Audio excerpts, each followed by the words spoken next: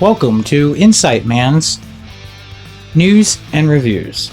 Today I'd like to talk about Batwoman, Season 2, Episode 1. With the new Javicia Leslie, I hope I pronounced that right, as the new Batwoman, going in a total new direction and a total new character to play the Batman role, who has never been an African American in the comics whatsoever. Now, the first episode of the new season opens with the new Batwoman character sleeping in a van down by the river. It's one of my favorite Saturday Night Live characters used to say. And if you don't know that, that's from the Will Ferrell days when it was Chris Farley. He was the guy that always did in a van down by the river. But anyway, she's sleeping in a van down by the river, and all of a sudden, or the beach, something like that, and all of a sudden a big explosion happens. Big explosion in the sky, raining down pieces from an airplane. She goes out there amongst the wreckage. What does she find? A perfectly intact Batwoman suit. Oh man, no tears, no body with it, nothing. No body whatsoever. So a missing Ruby Rose, the former Batwoman, gone. But anyway, yes, immediately they kind of just threw her the suit. It wasn't earned. It was just dropped in her lap from an airplane. Yep. Now, we move on. It's become more of a political statement show. More about how she's downtrodden and she comes from the lows of society, that she wasn't handed everything on a silver platter when she was defending it, owning the suit to the former Batwoman's sister and Lucas. Now, Lucius Fox, his son. Anyway, Lucas Fox. They do talk to her, and she just goes into her monologue about she deserves it because she doesn't have a silver spoon, and if anybody deserves it, she does, because, you know, she's poor, she's African American, she's a woman, and she's a lesbian. So she's had it very hard. Now, I'm not saying that race doesn't make it hard for somebody, but do we always have to make it a political statement in a TV series? It doesn't even seem natural. I mean, at least make it seem natural. I mean, this is a superhero show, not a political statement show. I mean, I understand that comics have tried to make political statements in the past, especially with the X-Men and Stan Lee. But superheroes are meant to represent something. And one of the things that really made me mad is before she's all suits up and she's like, time to be powerful. That's not what a superhero says. A superhero don't say time to be powerful.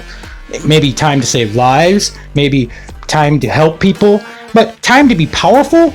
Come on, alright? I mean, the actress, she seems good. At least she has more emotion than Ruby Rose seemed to have in her role. And, I mean, I'm sure that the LGBT community is very happy with the casting because she is a bisexual playing a lesbian role. So, that's good too.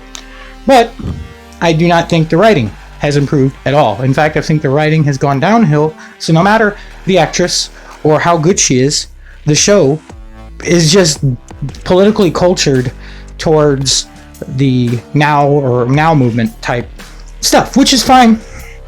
Everybody has their own shows and everybody wants to watch it for their own reasons. But my reasoning for watching it was just to review it.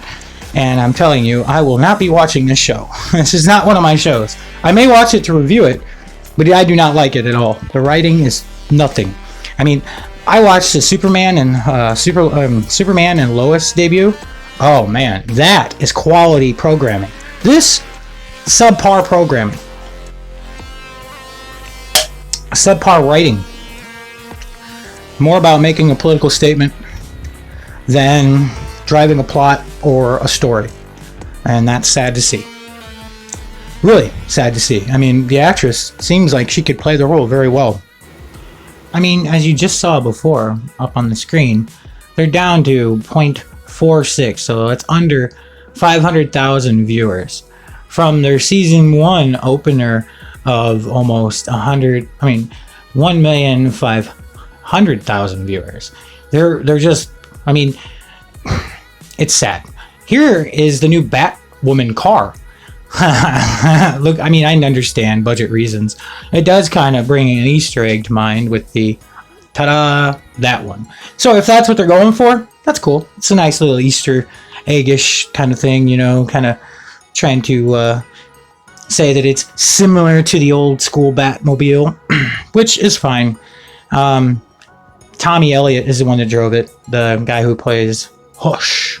He was in the opener as well. He's there pretending to be Bruce Wayne. And they find out he's not Bruce Wayne eventually. But if they had actually asked him some questions in the beginning, I mean, he was walking around not even knowing what he was doing in his own place. If they had actually asked him some questions, they probably would have proved he wasn't Batman. I mean, and then he's going around shooting holes in the Batcave to find the Batmobile. I mean, this was just silly. The plot... So sad that the writers can't come up with things better. Obviously, they do way better on the Superman and Lois TV series, which I've seen both episodes. And they're wonderful, great, story-driven shows that are family-oriented and bring hope to the audience. Hope, not depression, and not a political message. Well, thanks for watching. Like, leave a comment. Subscribe, and that's been the Insight Man, and that's a fact.